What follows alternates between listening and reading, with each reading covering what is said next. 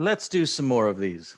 Number 43 has that silly backstory about astronauts who have landed on some faraway planet and they'd like to know the strength of the G field, the gravitational acceleration on the surface of the planet. So they rig up this standing wave setup. It says that they tie the end of the string to a tree, something like that, hang a weight from the other end, which is draped over a pulley, and then find some way of exciting standing waves on the rope. So I just replaced the tree by this oscillator like we would use in a physics classroom lab. And what are we told? The mass of the hanging weight here is 4 kilograms. That does not depend on which planet you're on, right? Mass doesn't change. It's the weight that changes. We're told that the vibrating length of string is 2 meters. So 2 meters from one end to the pulley, but the actual total length of the string is longer. It's another 50 centimeters. And we're told that the string has a mass of 5 grams. Now, we don't want to introduce the letter M, lowercase m, for the mass of the string because we'd like to use the letter M for the antinode, specifying the number of antinodes. Your book likes to use lowercase m. So let's first calculate the linear mass density of the string because we're going to need that for the speed of the waves on the string, and we need that speed to express the frequencies of the various harmonics. So the mass density mu would be the 5 grams, that's 5 thousandths of a kilogram for every 250 centimeters. The total mass of the string, divided by the total length. So 250 centimeters is 2.50 meters. 5 thousandths divided by 2.5, and that's a mass density of 2 grams per meter. So 2 times 10 to the negative third kilograms per meter. We need that number in SI units in order to plug it into the formula. Okay, so we're given a set of data, which I have in a spreadsheet. I'll show you in a minute, but we're told what the various frequencies are that excite the first several harmonics. Well, you'll recall that the frequency of the mth harmonic is that number of antinodes m times the frequency of the fundamental. This time I got it right. I'm calling the fundamental frequency F1 and not F0. Well, the frequency of the fundamental is V over 2L.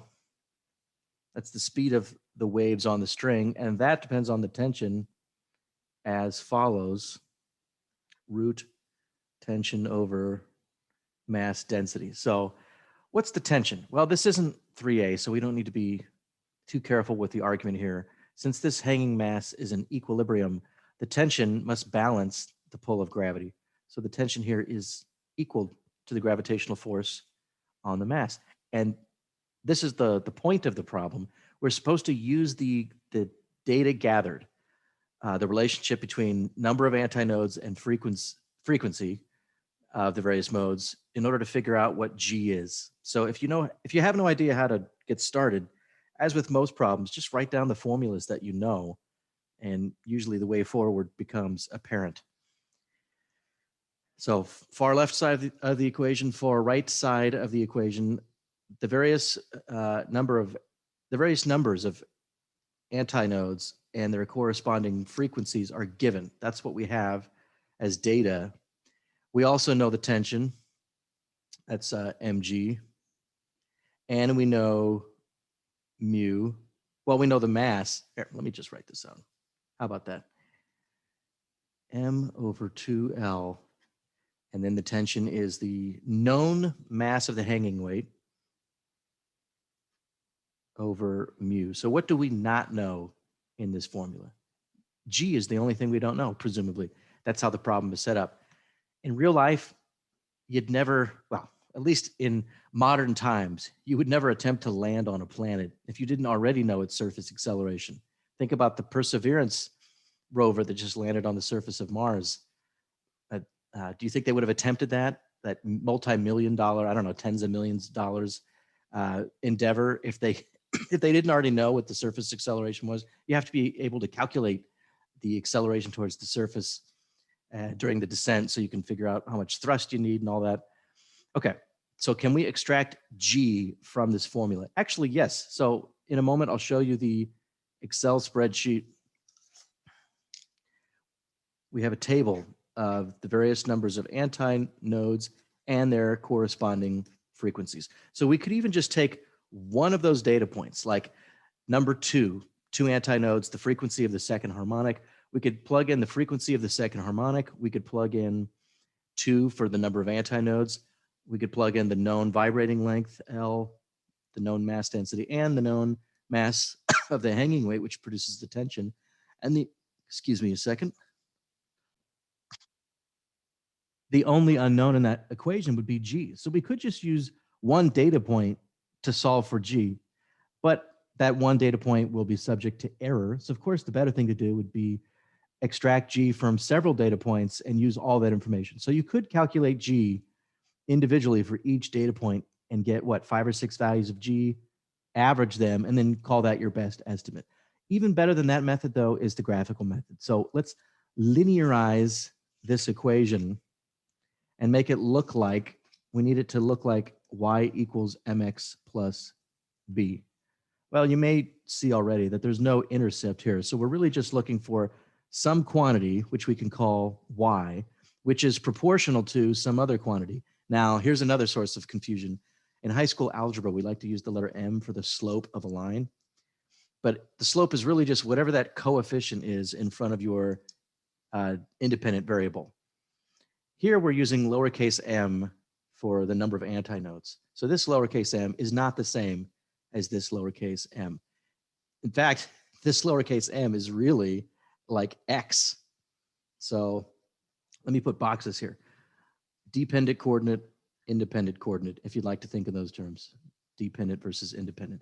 Some quantity which is proportional to, meaning just some number of times another quantity. Well, here, the quantity that we're going to use on the vertical axis is the frequency of the mode, and the quantity which we will use for the horizontal axis is the number of antinodes. And all this garbage is the constant out front.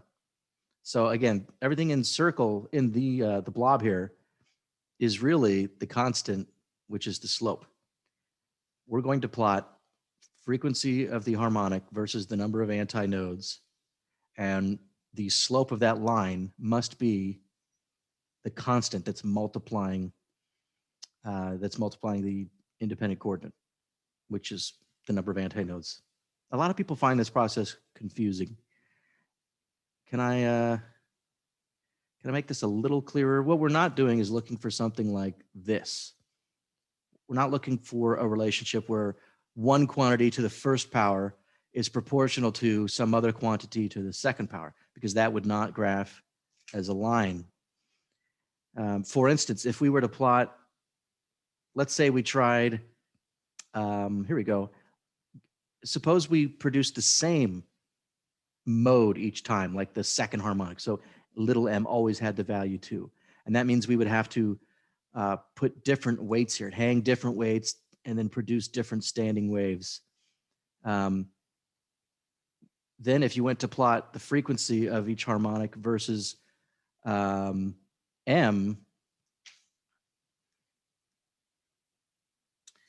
I don't think I'm making this any clearer.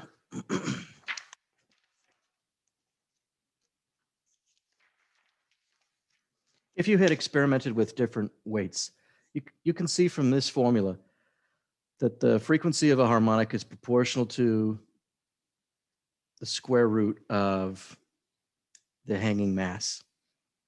And that looks like this. Y is equal to the square root of x, which does not graph as a line. It looks like this somewhat. So if we were to plot, if we got several data points and we plotted the frequency of a harmonic versus the mass of the hanging weight, we would expect it to fall on a square root curve. That's not a line. But what we're actually being asked to plot is frequency to the first power, not to the 1/2 power like you see here. Frequency to the 1/2 power, excuse me, frequency to the first power and the mode number to the first power. See how there's no little m squared or little m cubed? This is some quantity to the first power equals some constant times another quantity to the first power. That is the equation of a line. Okay, so let's look at the data now. Nope, I lied actually. First, we need to identify what the slope is. The slope is the coefficient in front of our horizontal variable, horizontal coordinate. And that would just be 1 over 2L root big MG over mu. So we're going to plot the data that we have, frequency versus mode number, get a line, ask Excel for the slope. So we'll know this number, the number that summarizes all this stuff. But since we know mu and we know big M and we know L, we can solve this for G. So hopefully you can do this in your head. I'm going to square both sides to get rid of the square root symbol. First, I would have put the 2L in front of the slope, 2L times slope. I'd have to square all that and multiply by mu and divide by M. I'm sorry, you can barely read that. What I did here is undo all of this. I solved this expression for G. This is what I'm going to plug into Excel after I've determined the slope of the line using a best fit. I did the setup already. This is mu. This represents the Greek letter mu, where I've entered the mass density in SI units. I really should have specified my units here. Oops. But this is SI, so 2/1000ths of a kilogram per per meter, not cubic meter. We already calculated that. This is the mass of the hanging weight, the 4 kilograms. This is the vibrating length of the string. The string may be 250 centimeters long, but only 2 meters vibrates. Okay, so supposedly these astronauts set up, or they excited the first 5 harmonics and observed the resulting frequencies. And here they are. And you can already tell that this is not perfect data. It's subject to some kind of experimental error because theoretically, shouldn't the second harmonic be twice the first harmonic in frequency? 66 is not twice 31. Similarly, 95 is not 3 times 31, but that's okay. That's why we're doing a best fit line. It's like the best fit line tends to cancel out the errors from each separate measurement. All right, so let's go up to insert. We'll do a scatter chart without connecting the dots. That's the one we usually use. Sure looks like the points fall roughly on a line. It's not perfect. I'll right click and what do I do here? Add a trend line. You can also do this through the plus menu here.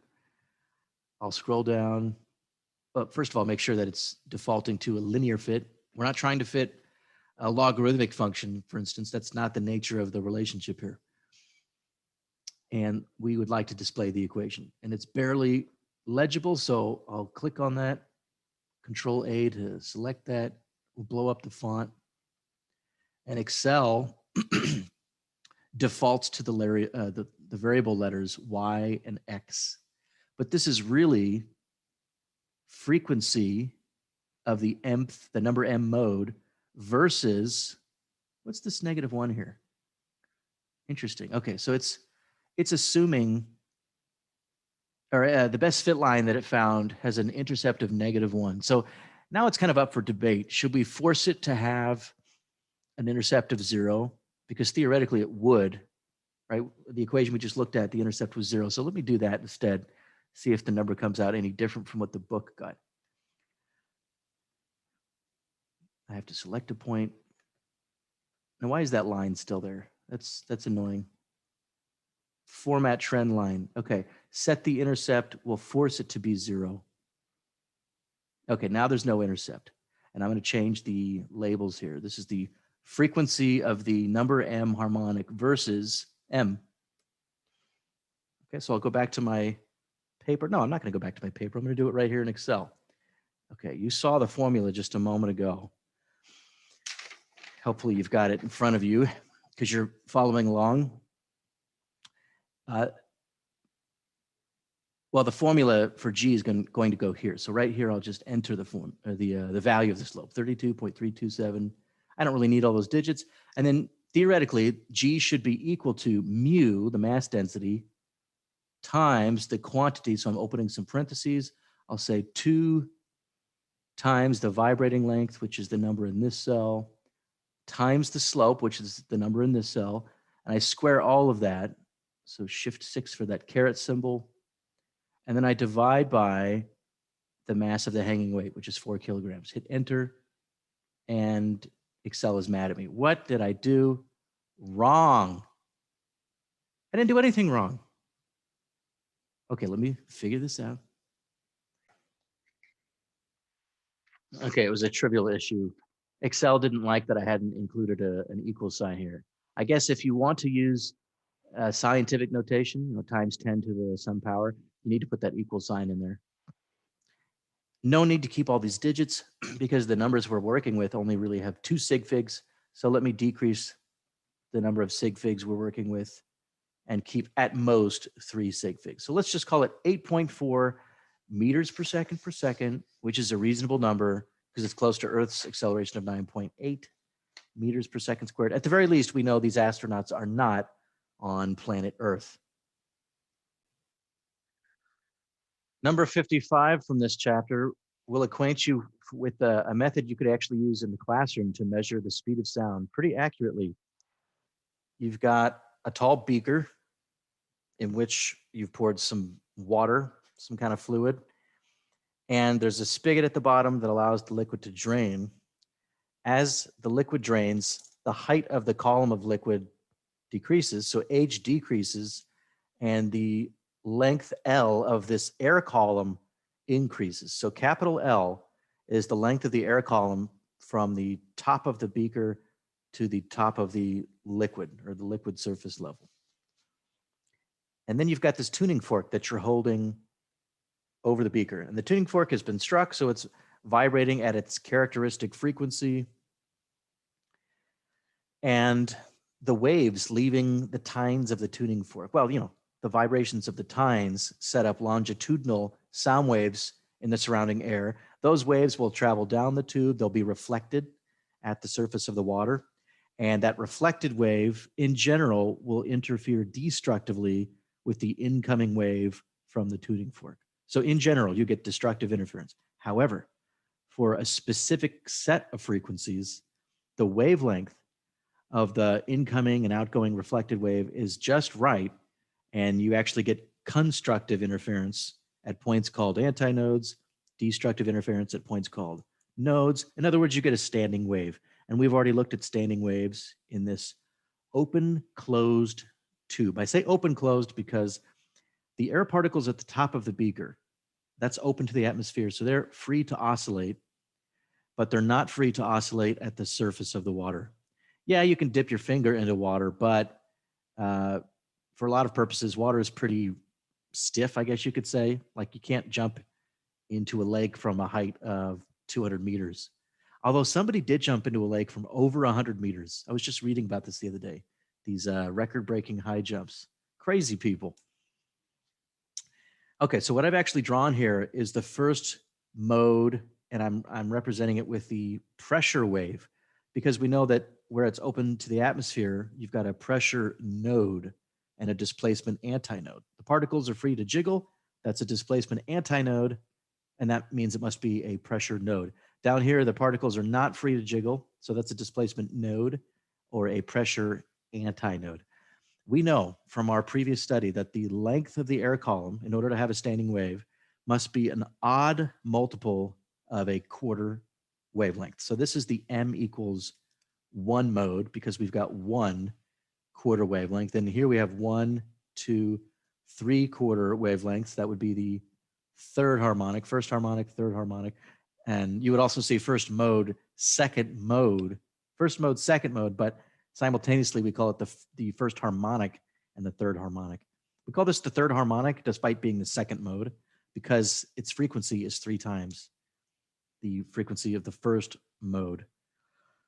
Okay, so the condition is the length of the air column must be an odd multiple, m is an odd integer, of quarter wavelengths. All right.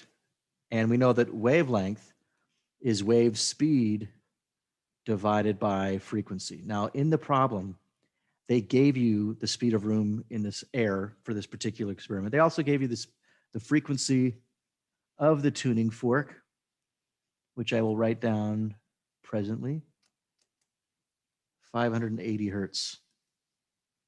Actually, they did not give us the speed directly. They told us that it was room temperature water, 20 degrees Celsius.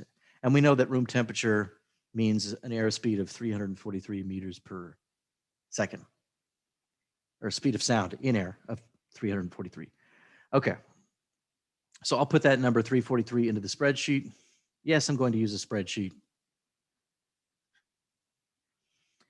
Let's substitute this expression for lambda in here. Although I don't really have to do that, right? I could have a separate cell in an Excel, a separate cell in the spreadsheet where I go ahead and calculate lambda first, but whatever, same thing. M over 4 times V over F. Okay, that's our formula. What they're actually asking us is, as the water drains, because it's being allowed to drain out the spigot, so the column of liquid gets shorter and shorter, but this thing is ringing the whole time. At what heights, H, do you suddenly hear a tone? And if you've got sensitive hearing, you'll probably hear the tuning fork the whole time, but when this condition is satisfied, the wave will resonate. It will not only will this be vibrating at 580 hertz, but the air will be oscillating in a reinforced way. It'll be resonating at that same frequency. So when do we hear the resonances? Let's go to the spreadsheet and figure that out. Don't forget that H is, hey, don't we need the total height of the beaker here? I think we're going to need that. It's 1 meter tall. Okay. 100 centimeters. That's a tall beaker, so my drawing's not accurate. And that means that the height will be 1 meter minus the length of the air column, right? H is equal to the 1 meter minus the length of the vibrating air column. Let's do this. I've got a cell for the speed of sound and air. I've got a cell for the frequency. I could make a third cell and calculate wavelength, but I don't feel like looking up that symbol for lambda in the menus here. So let's just do this all at once. What is the required column of air length for each of these modes? Well, I'm just going to enter the formula that I just showed you. So it's going to be equal to the mode number. It was M over 4 times the speed over the frequency. So if you're wondering where I got this from, it's the frequency I just wrote down on a piece of paper. And now let's iterate that. You see why it's worth doing it in the spreadsheet? We only have to enter the, oh, why does it do that? Oh, right. So Excel is, by nature, Excel is always trying to do things iteratively. So just now in this calculation, I referred to this anti-node number, this cell, and this cell. So when I go down to the next row, it thinks that I want to refer to this cell, and this cell. See that? It's trying to go down. And there's no number here. That's why it was dividing by 0. So I have to make an absolute cell reference. Some of you probably caught my mistake as I was making it, and you're thinking, what a rookie I am. Okay, so in B1, I'm going to hit, after B1, I'll tap F4. See how it automatically inserted some dollar signs before the letter and the number of the cell? That makes it a so-called absolute cell reference. So it's always going to refer, when I click and drag in each of these calculations, it's always referring to these values for the speed and the frequency. I don't need all these digits. Let's back it up a bit. That's more than enough because we were given only 2 sig figs for the frequency. Okay, maybe 3. And then for the height, let's do this lastly. Notice I said the height in centimeters because it's easier to think in terms of centimeters, I think. So how about I make one more cell for the beaker height? Oh no, I'm running out of space now. That's throwing off the feng shui of my spreadsheet. This is stressing me out. Doesn't that look hideous? I'm sorry, I apologize. The beaker height is 1 meter. Notice also I did not include units. Is that bothering you? Meters per second. Frequency, hertz, so good. And beaker height. Look, that's going to push my cell even farther to the right. I don't think this was worth it. Should have just left off the units. Okay.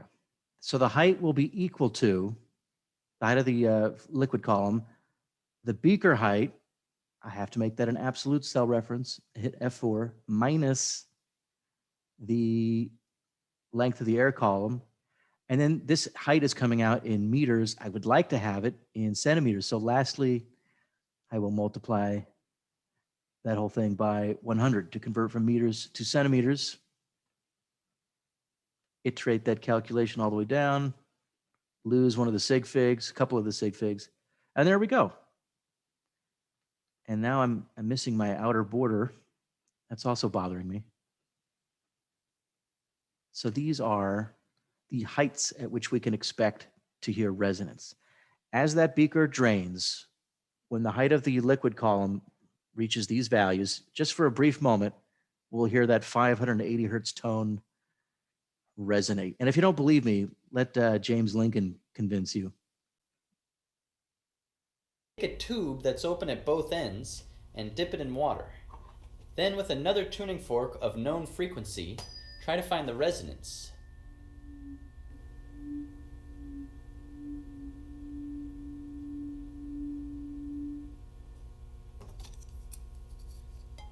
One-fourth the wavelength seems to be about 29 centimeters. So he's just assuming that the mode he has excited is the first one. How does he know that? I guess I missed it, but maybe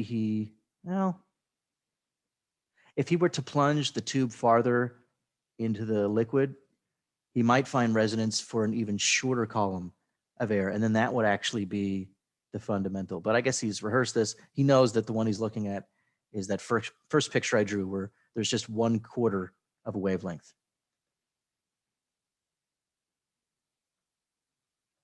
That makes the full wave about 116 centimeters. By V equals lambda F, velocity equals wavelength times frequency, the speed of sound is about 335 meters per second. Very close. Is a F. You see what I'm saying? Let me go back. To be absolutely sure that he's dealing with the first harmonic, he would need to plunge this all the way in and make sure that there are no other resonances. Because if there were, then he's probably dealing with like the second or third harmonic here. But he got the right value for the speed of sound. So it must be the fundamental mode. I find this one interesting. This is about tuning, and the method described in this problem is almost exactly like what the flippin' physics guy showed you in my video on beats. Towards the end, he demonstrated tuning guitar strings using harmonics and beat frequencies. So we're dealing with the A note on the piano and the E note on the piano. In fact, I should probably just pull up an online keyboard and demonstrate this. Okay, you're told in the problem that, hey, these are labeled wrong. Oh, I see. These letters are for the QWERTY keyboard. Do they actually work? No, they don't work on my keyboard. Ignore these letters. This note right here is the middle A, and we're told that it has a frequency of 440 hertz. Well, that's the frequency of the first harmonic on that piano string. But real piano strings, when struck by the hammers, actually vibrate in several of the harmonics simultaneously. That's why it doesn't sound like a boring tuning fork. So what you're actually hearing is this pitch. That's the first harmonic. But when you strike that note, you're also hearing a little bit of the second harmonic, which is 1 octave higher. You don't need to know about octaves for this class. And you're also hearing the third harmonic, which is a fifth above that. So what I just said, octave and fifth, don't need to know that. But the frequency of this note right here is twice this frequency. And the frequency of this note is 3 times the frequency of this one. So what I'm asserting here is that when you play even this one note, you're actually hearing those other harmonics simultaneously. Okay, so try to focus your attention on that last note I played. This was the first one, second one, third one. Okay, now the other string in question is the E string inside the piano, this one. We're told that it has a frequency of 659 hertz. So this was 440, this was 659. Now the second harmonic of this note would be twice the frequency 659, and that harmonic corresponds to this pitch. And you'll notice this is the same note as the third harmonic of A. Okay, so real quick, I'll go through this one more time. I'm going to do the first 3 harmonics of the A note. Oops, my bad, wrong note. See where I wound up next to these 2 black notes here, or black keys? And the second harmonic of the E note is the same note. Now, you'd like to think that if the piano was tuned perfectly, the second harmonic of E would actually work out to be exactly equal to the third harmonic of A, but it really doesn't work that way. In fact, tuning is full of disappointments. You think the universe should work a certain way, you learn more about tuning, and no, it doesn't. It's like the harmonics are not commensurate the way you might expect them to be. So let's go back to writing down some calculations. Let's write down the 3 harmonic frequencies. We're given the fundamental frequency. So I've just labeled which note, and I've got the 3 harmonics. Notice they're all equally spaced, and the spacing here is the same as the fundamental frequency. So this is like F equals 0 down here. This is my frequency axis. 440, 880, and then whatever 880 plus 440 is. And this is 659. This is also 659. This is 2 times 659. And you see how these 2 are awful close to each other? So this is 440. And I could have written, instead of F1, I could have put FA1 as I did up here. So FA1 means the fundamental, or the first harmonic of the A string. I'm so embarrassed that I have to do this. All right, I'm going to see if I can do it without. 1200, so 1280 plus another 40, is it 1320? So embarrassing.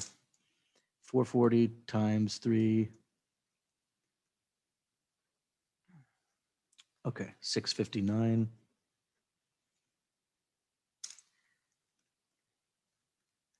1318. Okay, so depending on how you'd like to tune the piano, because there's different tuning schemes. In fact, that was a big deal back in the 1700s, how to tune a piano. If you would like to tune the piano so that A has this frequency as its harmonic, and E has, as its first harmonic, and the E note, or the the E key has this frequency as its first harmonic, that means the second harmonic of the E string will be very close to the first harmonic, the third harmonic of the A string. Let me say that one more time without botching it up. If you've gotten these frequencies just right, then the second harmonic of the E string will be close to the third harmonic of the A string. In fact, they're so close, you can expect to hear beats, right? These 2 are very far apart. They're not going to produce any noticeable beat interference, but these 2 are close enough. What is the beat frequency? Part A is so easy. A second grader could do this. It's just the difference in the 2 frequencies. So that would be, I'll call it FA3 minus FE2, the difference between the third harmonic of the A string and the second harmonic of the E string. It's just 2 hertz. Let's see. 1 Mississippi, 2 Mississippi, 3 Mississippi. Okay, I'm tapping off seconds, so it would sound like this. Wow, wow, wow, wow, wow. There it is. If you hear that, if you're able to count 2 beats per second exactly, you know you've got those strings tuned well. I guess in practice, what you would do is you'd make sure this one is set first, and then you could use your ear to set this one correctly. As soon as you hear those two beats, you know you've tuned the string so that its fundamental is 659. There's one complication to that. We'll look at it in just a second. Okay, we've actually already answered part B. Part A was just asking what's the difference between the third harmonic of the A string and the second harmonic of the E string. Well, the difference is 2. Part B, they then said, well, then if it's properly tuned, what's the beat frequency that you're going to hear? So it's a little redundant. Of course, the beat frequency is the difference in the two frequencies. And if you're now wondering, well, wait a minute, if the E string is tuned so that the second harmonic is at 1322 hertz, which is out of tune, you would still hear 2 beats per second because it only depends, the beat frequency only depends on the absolute value of the difference. And that's true. So you might be wondering, well, how do you know that you've got it tuned right? It could be at 1318, which is correct, because if the second harmonic is at 1318, then the fundamental must be at 659, which it's supposed to be.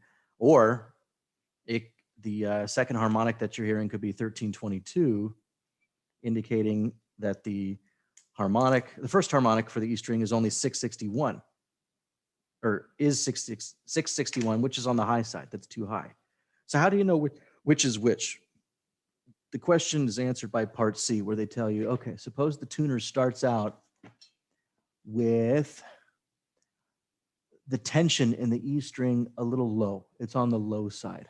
Well, we know that the frequency of the mth harmonic is m times v over 2L, which is, I'm substituting now for the expression for speed. It's tension over mu. So if your tension's on the low side, since it's in the numerator, then your frequency would also be on the low side. So think of it this way. The tuner has relaxed the string a bit. So instead of the first harmonic for the E string being here, it's down here somewhere. And if that's the case, then we know the second harmonic is definitely also on the low side. Yeah? Okay, so in part C, they tell us the tuner currently has the tension in the E string a little low, and the tuner hears a beat frequency of 4. They are hearing 4 beats per second. So that tells us, I'll say F beat equals 4 hertz. That means the second harmonic of the E string must be different from this one by 4 hertz. Yeah, did I mention the tuner is still playing both notes simultaneously and listening for beats? And if you're wondering, well, how did they get the first string right? They used a tuning fork. They had a 440 tuning fork. Maybe they don't have a whole set of tuning forks. They've just got one for the A note, and they make sure that they tune the first harmonic of A perfectly. Then they use beats to get the E string right. Okay, well, if the beat frequency is 4, then FE2, the second harmonic of the E, must be 4 hertz lower than 1320. So we know that currently we're at 1316, and that tells us that our first harmonic for the E string would have to be half of that. It's only at 658 instead of 659. Did I do that right? Hang on a second. Something doesn't seem right. Because I'm thinking if this one's off by 4, shouldn't this one be off by 2? Oh, I see my mistake. The beat frequency is 4. That doesn't mean that the second harmonic is off by 4. The second harmonic is off by 2. It's supposed to be 1318. We just determined using the beats that it's 1316. So it's really off by 2. And that's why this one was off by 1. It came out to be 658 instead of 659. Maybe we should check our solutions manual and make sure that we did that right.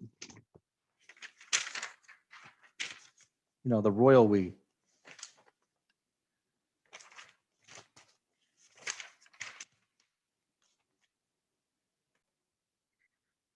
Yes, of course we did it correctly. They should be checking their solutions against us. Number 65 is a thin film interference problem. It's a lot like the formula that was developed in the chapter for anti-reflective coatings, with one important difference. You see here, instead of uh, medium 1, medium 2, and medium 3 having increasing indexes of refraction, we go from 1, which is air, to 1.33, which is water, back to 1.0, because as I forgot to mention just now, this is supposed to be a soap bubble.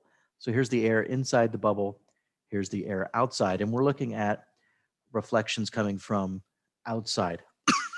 So if you look at the first reflected wave, here's my incoming wave headed this way, and it's in phase with this other part of the incoming wave. The first reflection involves a phase shift of pi. It's inverted because the next index of refraction is greater than the one on the incoming light side. The second reflective wave is already traveling in the soapy water, and it bounces off the inside surface of the bubble. Well, the next index of refraction is actually lower than the index for the soapy water.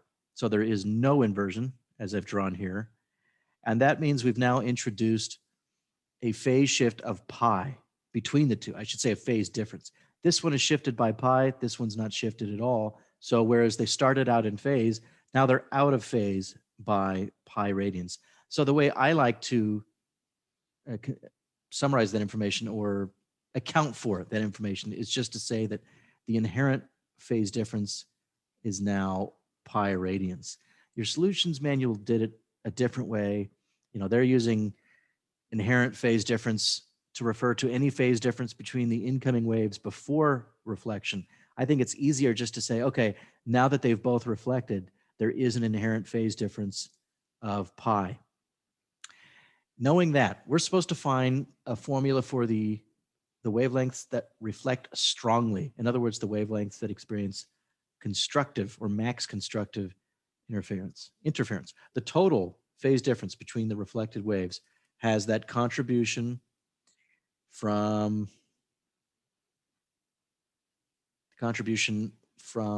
the path length difference plus any inherent phase difference. This, of course, is pi now in my accounting. And I should be careful. This is the path length difference in the soap bubble. The second reflected wave has to go a little bit further. It crosses distance d and then goes back across distance d. So this is really the wavelength in the bubble. We'll say in the water. Okay. And we need that difference for max constructive. We need that phase difference to be an even multiple of pi. In other words, an integer multiple of 2 pi. So m can be 0, 1, 2, etc. It could also be -1, -2, and so on. I'm putting myself to sleep here. Okay, so let's evaluate this and set it equal to that. The path length difference is 2d, and the wavelength in water is just the vacuum wavelength divided by the index of refraction in water. All of that times 2 pi plus the inherent phase difference now of pi. That's due to the fact that one reflected wave was inverted and the other one was not. Those two contributions must add up to some integer multiple of 2 pi. Now, do you remember that little device I mentioned in, I think, the last work set of problems? I said, really what you're doing is constructive interference requires, instead of multiples of 2 pi, let's just think in terms of even numbers. You need an even number over here, which means you have to add 2 odd numbers together or 2 even numbers together, right? An even plus an even is an even. An odd plus an odd is an even. Well, we already know we're working with an odd number because of the inherent phase difference. So this needs to be an odd number as well. Basically, this quantity needs to be an odd multiple of pi. This is an odd multiple of pi. This needs to be an even multiple of 2 pi. This must also be an odd multiple of 2 pi. Okay, so 2D, and I'll bring the N up top. 2D and water over the vacuum wavelength. When I just write lambda by itself, I mean vacuum wavelength times 2 pi must equal, okay, this is probably why the book uses a different numbering convention for odd. Because I was about to say, just set this equal to m times pi, where m is an odd integer 1, 3, 5. But the reason why that's kind of faux pas is I'm now using the letter m for two different purposes. And that's kind of sloppy. I could switch letters, or I could just say, hey, okay, we already figured this out. We're moving on. Let's use the letter m now for something different. Not the same use. This m is not the same as this m. What cancels here? The pi's cancel. And I'm going to write it this way. 2d must equal an odd integer multiple of lambda over 2. So what I just did there, I moved lambda over here. I moved one of the 2's over, and I left the other 2 there. What happened to my n? 2d. Okay, I'll take the n with it. And I'm going to go ahead and put a box around it, even though it's not our final formula. Because here's what it says. It really says that the path length difference must be, and again, this is for m equals 1, 3, 5. The path length difference has to be an odd multiple of a half wavelength. That's it. And the wavelength being the wavelength in the water. Right? Lambda over n water is the wavelength in water. And you could have arrived at this result conceptually from the very beginning. If you want constructive interference, then you need the overall phase difference to be 2 pi, 4 pi, 6 pi, etc. Well, we've already got an inherent phase difference of pi due to the different inversions, one inversion, one not. And that means that the contribution from the path length difference must also be pi or 3 pi or 5 pi. Saying that the phase shift due to the path length difference must be an odd multiple of pi is equivalent to saying that the path length difference must be half a wavelength or 3/2 wavelength or 5/2 of a wavelength. In other words, an odd multiple of a half wavelength. That's what we're doing.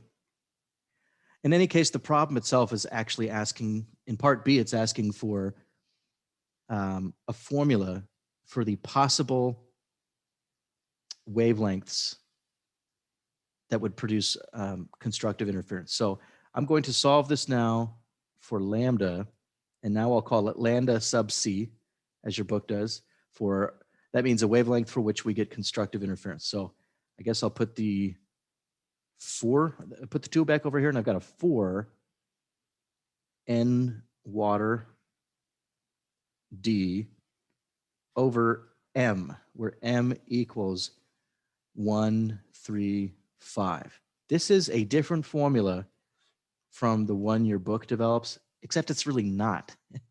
I don't think I'm even going to bother walking through the thought process that the solutions manual uses. They do it a little differently. And the way they do it is kind of like from the drawing board. I used, for my starting point, this equation, which was developed in the book, or this formula. So we already put the work in to get this formula. We might as well start from there. Your book kind of starts from scratch. But the formula that your book ends up with, let's see here, is lambda c must be 2nd. Uh-oh, is it different? Well, first of all, their n is my n water. I just chose to label a picture differently. I used n for outside. So when they say n, they really mean the index of refraction of the soap bubble over m plus a half. And then they say m can be equal to 0, 1, 2. Okay, so they're allowing m to take on all integer values. Well, let's do this. Let's multiply on top and bottom by 2. Yeah. So that 2 and this 2 make a 4. 4nd, I'm running out of space here. And then when we distribute the 2 in the denominator, I get 2m plus 1. Okay, well, at least the numerators are now the same, except for the difference in notation. Now here, I'm only allowing m to take on odd integer values. So the denominator can be 1, 3, 5, 7, etc. Here, we've got 2m plus 1. But when you plug in 0, 1, 2, 3, you get, well, for m equals 0, you get 0 plus 1, which is 1. For m equals 1, you get 2 times 1 plus 2, which is 3. So 1 and 3.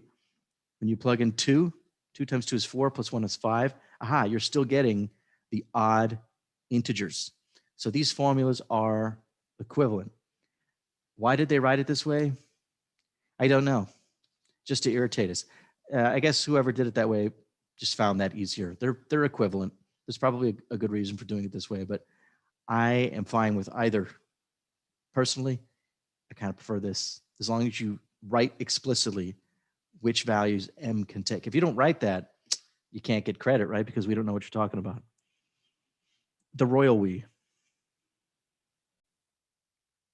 In part B of the problem, they're giving us a particular soap bubble thickness, 390 nanometers. That's shorter than any visible wavelength of light. And they're asking us to figure out for which wavelengths of visible light will there be constructive interference. Now, once we know which colors are reflected strongly, in other words, which wavelengths experience, let me back up. I just said color. Color is really not the same as wavelength. For instance, brown. Brown is a color, but brown is not a wavelength, right? It's not in the rainbow. So once we know which wavelengths are reflected strongly, we can perhaps figure out what color the bubble should appear to be. Okay, so I'm going to go into Excel, of course, and use this formula with this particular soap bubble thickness to calculate the wavelengths for which we get constructive interference.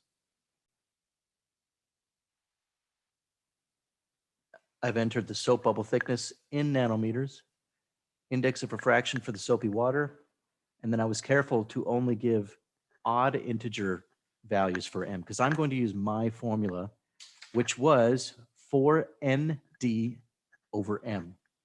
4nd over m, where n is the index of refraction for the water, 1.33. And m can only take on odd integer values. So let me use that formula right here in the first cell. The wavelength for which we get constructive interference, and just now when I said 4nd, that means if I plug in the thickness d in nanometers, then my answer will also come out in nanometers, which is good because who wants to describe these numbers with meters? You'd be saying things like 0.000000390. Super inconvenient. So let's stick to nanometers. So this number equals 4 times index of refraction. I'll hit F4 for an absolute cell reference times the thickness D, F4, absolute cell reference, and then I'll divide by the integer m. Now that's not an absolute cell reference because as we go down the column, we'd like to be referring always to the value of m just to the left. All right. Too many sig figs? That ought to do it. Okay, well, the range of visible wavelengths is something like 400, high 300s actually, to 700, thereabouts. You know, it depends on the individual. So this wavelength is too long. That is going to be in the infrared range. Longer wavelengths correspond to colors with wavelengths less than the wavelength of red. So longer wavelength means actually lower frequency. Shorter wavelength means higher frequency. This one ought to be visible. This would be a deep red. Let me just type that there. I have no idea. Green, yellow, not sure. This one, not visible. In fact, yeah, this is close enough to the lower limit. This has got to be violet. These are outside the range of visibility. These would be ultraviolet wavelengths, too short to be seen by a human eyeball, although there are animals that could see them. I think bumblebees are an example. So there are insects that can see ultraviolet. And there are snakes, I know, that can see infrared, a certain range of infrared. Pit vipers, for instance. I think a pit viper is called a pit viper because it's got pits on the side of its head that can detect infrared radiation. Don't quote me on that, but I think that's where that comes from. Okay, well, I learned something just by reading the solutions manual. All this time I've been using the words purple and violet interchangeably. Evidently, purple is a color that we perceive when we see violet and red simultaneously. And those are actually at the opposite ends of the spectrum, the visible spectrum. Roy G. Biv, red, orange, yellow, blue, indigo, violet. So violet and red are at opposite ends. But for some reason, I think of them as being kind of similar. That's weird, even though they couldn't be more different in terms of visible light. Something else I learned recently, and you can look this up. I still find this difficult to believe, but I guess for much of human history, most cultures did not have a word for the color blue. Like you can look through all these ancient texts and, like Greek plays, they mention all sorts of colors. They never mentioned blue.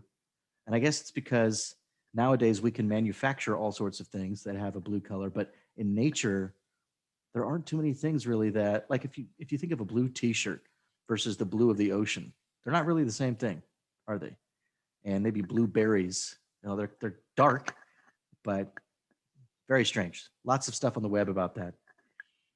Okay, that's enough for now. Actually, I lied. There was one more thing I wanted to point out. What happens if we experiment with the thickness of the soap bubble? Let's go for a thinner soap bubble, something like 200 nanometers. All of these immediately update, and it looks like, oddly enough, none of them are in the visible range. From 3 onwards, m equals 3 onwards, these are all too short, and this one's too long. So we've got one wavelength in the infrared, and the rest of them are in the ultraviolet. In fact, if you think back to the video that we looked at by Brian Rolfe, where he had some great footage of soap bubbles, he talked about the thickness being even as short as 10 nanometers. And then all of the constructive wavelengths would be in the ultraviolet range. So that may explain why certain parts of the bubble look white. I'm not going to say black because he had a different explanation for black. I think where the bubble appears black, the thickness of the bubble is practically zero. One of the waves that's reflected is phase shifted, the other one's not. And so those 2 waves have a path length difference of essentially 0. I mean, if it's 10 nanometers, it might as well be 0. And so they're interfering destructively. Every wavelength would interfere destructively. And that's why you see black. Black is the absence of light. Now, for the case of something like 100 nanometers, which is more characteristic of much of the bubble. Oh, that's weird. So now this one is in the visible range. How about 50? Okay, at 50 nanometers, they're all too short.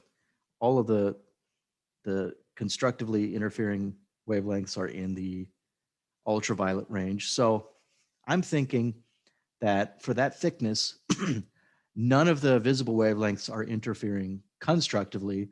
They're all being reflected and interfering with themselves in a way that's like not max constructive and it's not max destructive. So they all have approximately equal intensities. That's why the bubble looks white. When your eye receives the entire spectrum, the entire visible spectrum with approximately equal intensities, your eyeball or your brain perceives white. So there's a lot we can explain just with that one formula and, of course, a spreadsheet.